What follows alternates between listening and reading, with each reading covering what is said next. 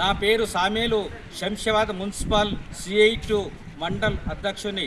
నేను ఈరోజు మున్సిపల్ ఆఫీస్కి వచ్చిన. నేను చెప్పేది శంషాబాద్ ప్రజలకు ఏముందంటే, ఇక్కడ మున్సిపల్ ఆఫీసు ఇక్కడ సాతంరాయికి 2 కిలోమీటర్ల దూరం ఉంది, శంషాబాద్కు 2 కిలోమీటర్ల దూరం ఉంది. మధ్యలో మున్సిపల్ ఆఫీస్ కట్టిండ్రు. ఇది ప్రజలకు ఉపయోగపడేదా? మధ్యలో అడవిలో కట్టిండ్రు. మేము శంషాబాద్కి వెళ్ళి ఇక్కడ రావాలంటే మాకు ఒక ఆటో 150 రూపాయలు 200 రూపాయలు తీసుకుంటున్నారు. ఈ ఆటో ఛార్జీలు పెట్టి మేము ఇక్కడ వచ్చి మా పని మేము చేసుకొని పోతున్నాము. ఒక ఇల్లు కట్టాలన్నా పర్మిషన్ తీసుకోవాలన్నా ఇక్కడ మున్సిపల్ ఆఫీస్కి వచ్చి మేము పర్మిషన్ తీసుకోవాలి. అసలు ఒక పేదవాడు ఇల్లు కట్టుకోవాలంటే పర్మిషన్ తీసుకోవడానికి ఆటో కట్టుకొని రావాలన్నా.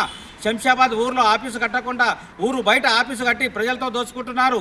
కాబట్టి ఇక్కడ ఉన్న స్థానిక ఎమ్మెల్యే ప్రకాష్ గౌడ్ ఇంకా అలాగే కొండ విశ్వేశ్వరరెడ్డి ఎంపీ గారు ఇక్కడ ఒక బస్ స్టాప్ నిర్మించాలని కోరుతున్నాను. మున్సిపల్ ఆఫీస్ కోసం సపరేట్ బస్ స్టాప్ ఇక్కడ నిర్మించాలి.